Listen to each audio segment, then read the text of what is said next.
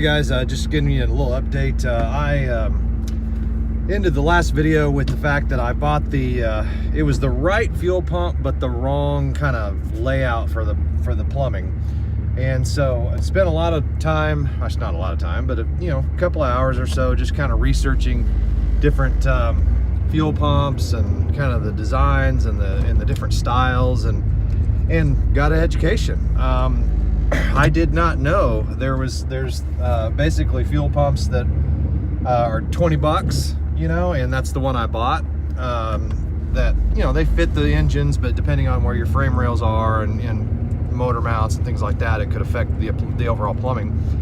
And then there's fuel pumps that are rebuildable. They're kind of 2 and 3 parts, which is what was on the 55 was a fuel pump that you could actually take apart. So you could take the bottom off and expose the diaphragm, and sure enough, it was cracked inside there all the way around.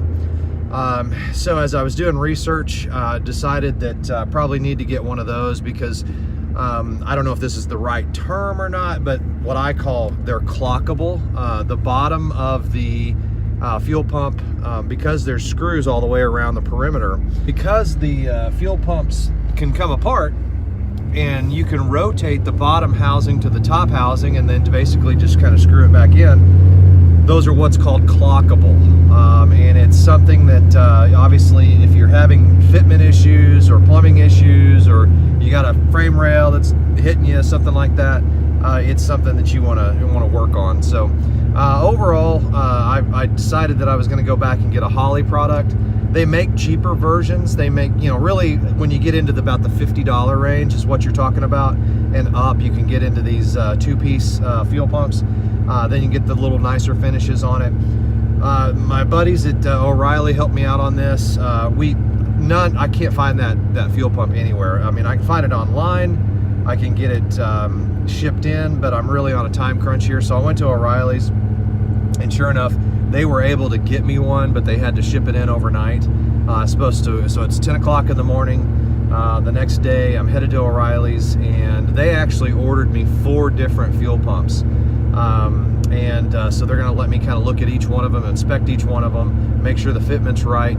There's a difference between 3/8 and 1 inch as far as, or I'm sorry, 1/4 inch as far as the inlet outlet sizes. And so I just kind of want to look at all that. There's different flow rates as far as gallons per hour, and then you've got fuel pressure anywhere between 4 to 12 pounds.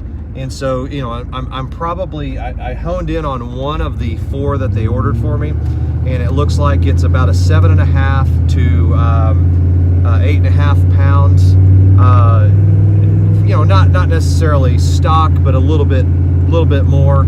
I think that'll be fine it's got a little bit of a hopped up engine in it, so I think it should feed it well. So I'm headed to O'Reilly's right now. I'm going to get it and get it installed. Should take less than literally 10 minutes after I get it. And we'll get this thing running. Also wanted to give you an update on Old Bones. Driving her down the road right now. She's, man, she continues to impress me. I do occasionally have that issue with the transmission come back, and it's just basically when it gets really hot or it gets warmed up, the transmission starts shifting funny. So took it to my transmission guy yesterday, and he thinks it's just a solenoid and a sleeve, the kind of a rebuild sleeve on these 4L80s. So I'm gonna take it in about a week after Christmas, and he's gonna work on it, kind of look at that valve body and see what he can do with it. But runs great for, I don't know, about 20-30 minutes when I first drive it on places, and then it kind of starts acting up. But other than that, it's running great, and I've got a lot of new parts coming. So Old Bones is fixing to get a makeover inside here. I'm gonna put that new radio in, and I really enjoy this truck, and it's going really great. Guys, made it back from the store, O'Reilly's. So basically what I'm trying to show you guys here is the difference between a clockable fuel pump and a regular fuel pump, or an unclockable. So this is the part I got yesterday at Napa. This is the part that was actually on the 55. It has a base on it, as you can see. put the base back on it. I've just got it unscrewed right now, and that's the difference is if you look at the bottom of that diaphragm, you can see there's holes in it. There's no holes in this fuel pump. It's just a stamped piece and kind of a crimped piece. So the difference in this situation is the fact that the bottom and the top can be separated, and you can turn it. You can turn, you know, what I call clockable. I don't know if that's the right term, but you can turn the inlet and outlet to wherever you need them to be. As long as the bottom holes correspond with the top holes, you're good. So in my case, this system needed to be clocked, let me turn it around here, needed to be clocked kind of like this, to where the outlet was right there at the front. And as you're looking at it on the car, that was coming straight out to the passenger side wheel, and then this, the inlet was kind of going back towards the firewall. Well, if you look at the one I got from Napa, you can see that they're very different locations. They're basically, kind of almost 45 degrees difference as the way it sits on the engine. And as I mentioned in the last video, I could probably have figured that out and done some plumbing, but I really didn't want to have a kink in my fuel line, and that was what was going to cause with this one.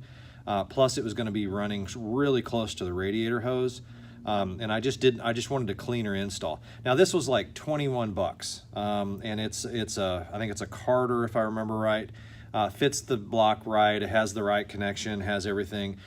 Fuel flow is probably a little lighter in this one. This was like 4 to 6 pounds.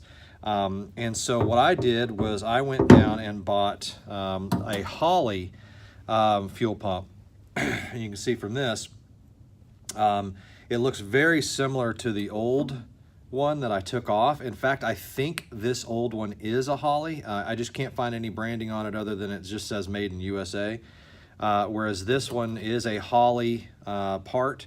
It's got actually a part number stamped on it right there, so it makes it a lot easier for identification. But as you can tell, these screws in the bottom of the flange here, I can take that out and clock it. So what essentially happened was I took this, looked at it in the store. Before I took this whole thing apart, before this outlet line was actually over here. And so all I did was rotate it one rotation to where this nut or this bolt actually now kind of came over to this side. And so I rotated everything back towards the firewall as this sits on the engine, because it's going to sit like this.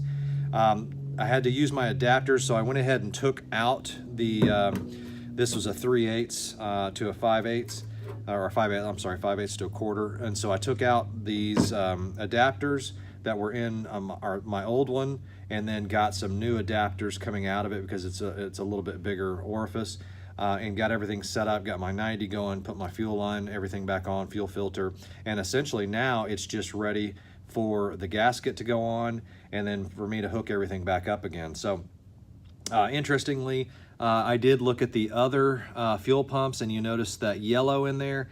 There's a yellow spring, a red spring, and I think there was an orange spring, if I remember right. And I think that's just to delineate the poundage or flow rate, and also fuel pressure rate. But I don't know that, but it looked like that was the case.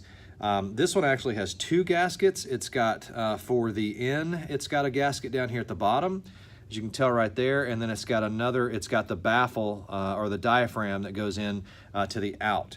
Now, the reason I had to change this out is because, as you can see inside this fuel pump, this is the top of the fuel pump, this is that diaphragm, this is the inside guts of the fuel pump, the old one, and so you got your in and out diaphragms down in there built in this base. Well, that sits on there like that, and it pumps up and down based on that lever, and that's what creates that vacuum, or that allows it to flow, fuel through that.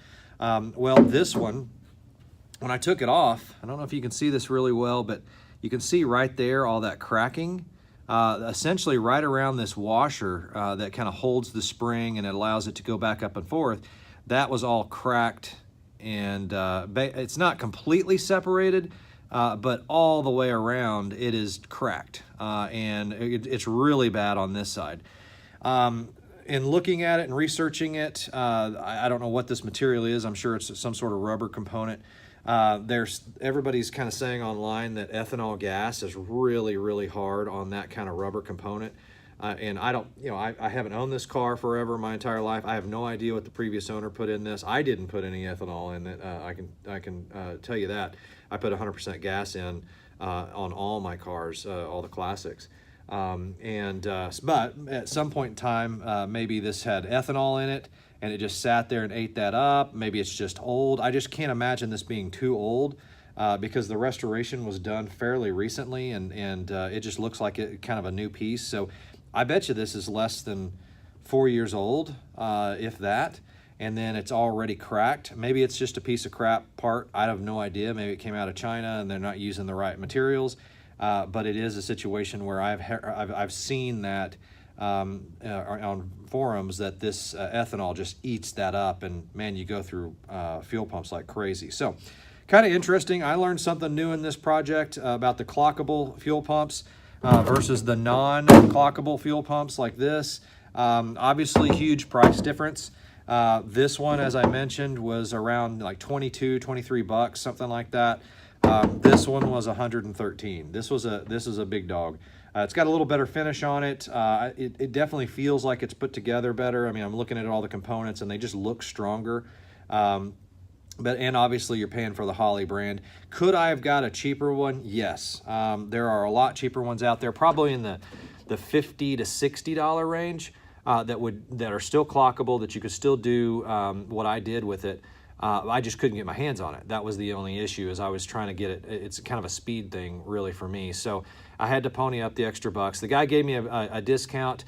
I think it was $130 in the catalog, and he gave it to me for a little less than $100. And then he threw in the fittings and everything for free at O'Reilly's. So again, O'Reilly's awesome. I forgot the guy's name that was up there helping me, but man, he went above and beyond and just really helped me out a lot. So thank you, O'Reilly's, for hiring people that know what they're doing. I've gone into a lot of other auto parts stores, obviously, over the years, and I'm telling you, some of the stuff that we find are, they're just kids, or they just don't know anything.